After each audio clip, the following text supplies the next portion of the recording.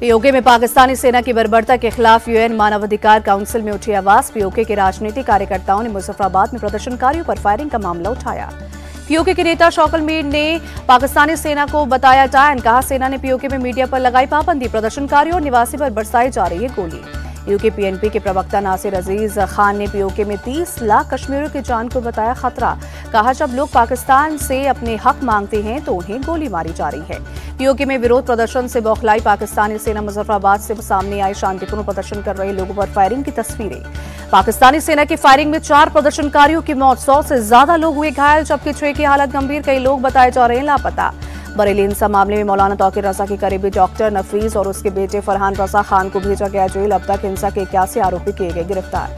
Police ने बरेली हिंसा के 2 आरोपी इद्रिस और इकबाल को हाफ एनकाउंटर के बाद किया गिरफ्तार। दोनों के पैर में लगी गोली। इद्रिस और इकबाल पर पुलिस पर फायरिंग और एसपी के गनर से एंटी राइट गन छीनने का आरोप। पुलिस ने एंटी राइट गन भी बरामद की। पुलिस सीसीटीवी और ड्रोन फुटेज के जरिए उपद्रवियों की पहचान में जुटी। पुलिस का दावा, बरेली में हिंसा के लिए पश्चिम बंगाल और बिहार से भी लाए जा गए थे लोग।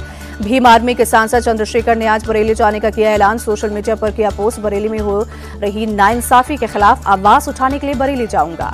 All India Muslim personal law board ने 3 अक्टूबर को बुलाया अपना भारत बंद वापस लिया। बोर्ड ने मुसलमानों से अपनी दुकानें बंद करने को कहा था। आई लव विवाद के बाद बरेली में सुरक्षा व्यवस्था कड़ी। दशहरा से पहले पुलिस ने निकाला फ्लैग मार्च। देश आज मना रहा है बुराई पर अच्छाई की जीत का त्योहार विजयदशमी। पीएम मोदी आज शाम 5 बजे दिल्ली के आईपी एक्सटेंशन के रावण दहन में होंगे शामिल। राष्ट्रपति द्रौपदी मुर्मू शाम 6 बजे श्री धार्मिक लीला कमेटी के रावण दहन में होंगे शामिल। उपराष्ट्रपति सीपी राधाकृष्णन लवकुश रामलीला कमेटी के रावण दहन में रहेंगे मौजूद। गृह मंत्री अमित शाह शाम 7 बजे पीतमपुरा के विजयदशमी उत्सव में होंगे शामिल। नेता प्रतिपक्ष राहुल गांधी शाम 6:30 बजे नव श्री धार्मिक लीला कमेटी के रावण दहन में रहेंगे मौजूद। गुजरात के भुज में आज जवानों के साथ रक्षा मंत्री राजनाथ सिंह बनाएंगे विजयदशमी। जवानों के साथ शस्त्र पूजा भी करेंगे। रक्षा मंत्री राजनाथ सिंह सेना प्रमुख उपेंद्र द्विवेदी के साथ पहुंचे भुज। सेना के जवानों ने रक्षा मंत्री के सामने कई कार्यक्रम किए प्रस्तुत।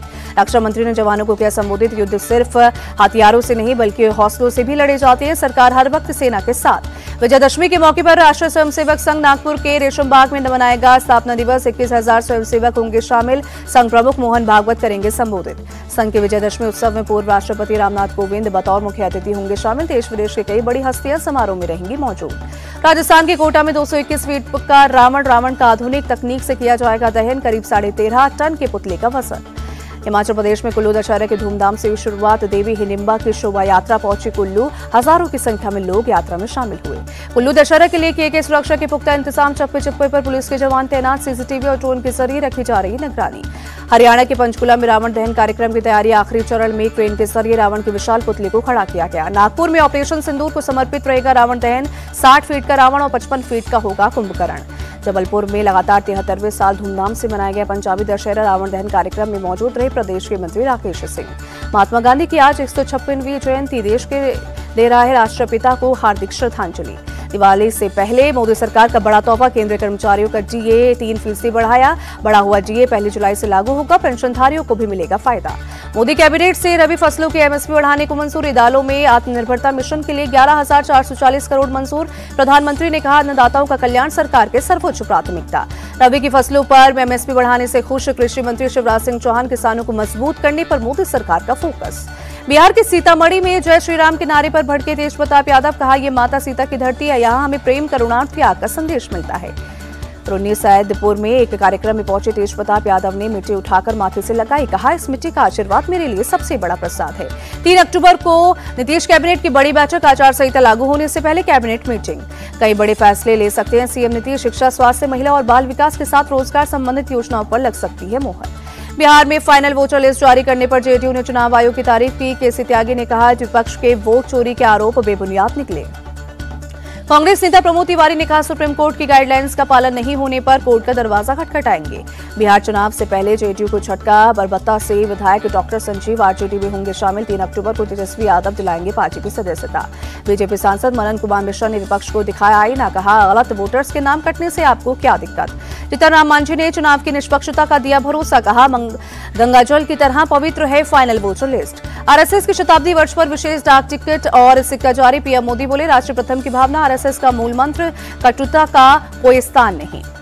प्रधानमंत्री मोदी ने देश को जताया, कहा कुछ विदेशी ताकतें रच रही है साजिश, डेमोग्राफी में बदलाव का भी षड्यंत्र, हमें सतर्क रहना होगा और इस चुनौती से लड़ना होगा। शताब्दी समारोह में बोले दत्तात्रेय हुस बोले, संघ किसी का विरोध नहीं करता, समाज के लिए सभी को कर्तव्य निभाना चाहिए। आरएसएस के 100 साल पूरे होने पर केंद्रीय मंत्री गिरिराज सिंह ने दी बधाई, कहा आरएसएस राष्ट्र की सेवा में निरंतर कार्यरत है।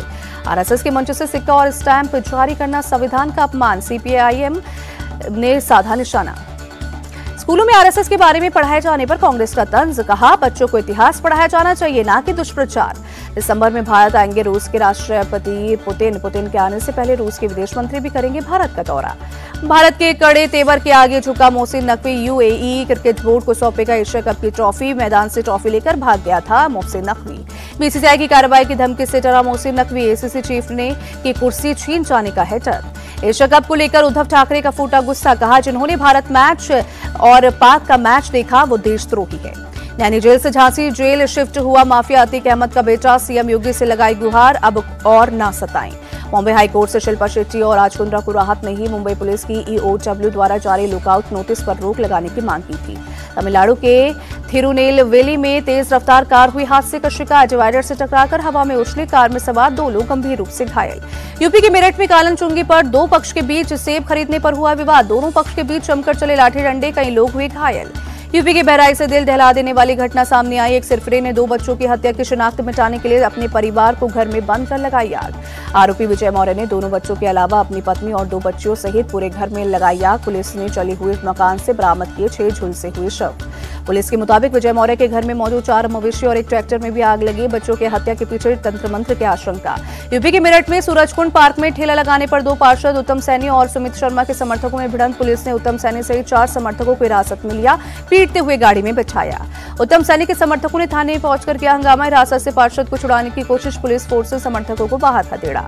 गुरुग्राम के सेक्टर 69 में अवैध इमारत तोड़ने पहुंचे नगर निगम अधिकारियों से भिड़े कांग्रेस के नेता राजेश यादव, ड्यूटी मजिस्ट्रेट और नोडल अधिकारी को कहा सुपारीबाज। नोडल अधिकारी ने राजेश शर्मा यादव को दी जेल भेजने की चेतावनी, पुलिस ने राजेश यादव को हिरासत में लिया। राजेश यादव ने अपशब्दों के लिए माफी मांगी। महाराष्ट्र के भिवंडी में कागज फैक्ट्री में लगी भीषण आग, मौके पर पहुंची फायर ब्रिगेड की टीम ने आग पर काबू पाया। भारी मात्रा में कागज होने की वजह से तेजी से फैली आग से किसी की जान को नुकसान नहीं। राजस्थान में खांसी सिरप के साइड इफेक्ट के बाद एक्शन स्वास्थ्य विभाग ने दवा की सप्लाई और यूज पर लगाई रोक। राजस्थान में खांसी सिरप पर गरमाई सियासत, पूर्व मंत्री प्रताप सिंह ने कहा भजनलाल सरकार पर अटैक, कहा नकली सरकारी दवा पीने से बच्चों की मौत। दिल्ली के जीबीटी अस्पताल में एमबीबीएस स्टूडेंट से छेड़खानी, पुलिस ने असिस्टेंट प्रोफेसर शाकिर नईम गिरफ्तार किया। दिल्ली के सागरपुर में फायरिंग करने वाले शख्स को लोगों ने पीटा, आरोपी को गिरफ्तार कर अपने साथ ले जा रही थी पुलिस। दिल्ली पुलिस ने एक बार फिर चैतन्यानंद सरस्वती का इंस्टीट्यूट खंगाला, कई आपत्तिजनक सामान मिला। लखनऊ पुलिस को ऑनलाइन गेमिंग सुसाइड केस में बड़ी सफलता, आरोपी सनत गोराई को झारखंड से किया गिरफ्तार, 5 लाख रुपए की रकम बरामद। आरोपी ने 14 साल के यश को गेम का आईडी और पासवर्ड का झांसा देकर वसूले थे 13 लाख रुपए, पकड़े जाने के डर से यश ने किया था सुसाइड। मुंबई में गरबा महोत्सव में अंडे फेंकने से मचा बवाल, लोगों ने आरोपी के खिलाफ पुलिस में शिकायत दर्ज की। तमिलनाडु में यौन शोषण के आरोप में 2 पुलिस वाले गिरफ्तार, जिला पुलिस ने दोनों को किया सस्पेंड, कोर्ट ने न्यायिक हिरासत में भेजा। हरियाणा के नूंह में नाबालिग लड़की के अपहरण और धर्म परिवर्तन मामले में एक्शन, पुलिस ने मौलवी समेत 2 को पकड़ा। जम्मू कश्मीर पुलिस की बड़ी कार्रवाई, श्रीनगर में प्रतिबंधित तहरीक-ए-हुर्रियत कश्मीर का दफ्तर कुर्क किया। मुंबई में धूमधाम से मनाया गया महानवमी की पूजा, महिला भक्तों ने पूजा के अवसर पर किया पारंपरिक नृत्य। मुंबई में कड़ी सुरक्षा में होगा दुर्गा विसर्जन, 10,000 सीसीटीवी कैमरों से होगी निगरानी, विसर्जन के रूट्स को नो पार्किंग जोन बनाया गया। महानवमी पर कालीघाट काली मंदिर पहुंचे सीएम ममता, शाम की आरती में हुई शामिल। भोपाल में केंद्रीय मंत्री शिवराज सिंह चौहान ने भी किया कन्या पूजन, नवमी पर कन्या भोज कराकर लिया आशीर्वाद। अमृतसर के गोल्डन टेम्पल पहुंचे योग गुरु स्वामी रामदेव, पंजाब में बाढ़ पीड़ितों की मदद के लिए गुरुद्वारा प्रबंधक कमेटी को 1 करोड़ रुपए का चेक सौंपा। योग गुरु स्वामी रामदेव के लोगों से अपील, कहा पीड़ितों की मदद के लिए सभी मिलकर आगे आएं, ये कोई दान नहीं बल्कि सेवा है। पंजाब में एक्टर सोनू सूद ने बाढ़ प्रभावित गांव का किया दौरा, पीड़ित लोगों से मुलाकात कर बांटी राहत सामग्री। बाल विवाद मुक्त भारत अभियान में छत्तीसगढ़ ने रचा इतिहास, बालोद जिला बना देश का पहला बाल विवाह मुक्त जिला। दिल्ली के खान मार्केट में देर रात चलाया गया स्वच्छता अभियान, एनजीएमसी के उपाध्यक्ष के नेतृत्व में राजधानी के कई इलाकों में रात में स्वच्छ भारत मिशन में जुटी टीम।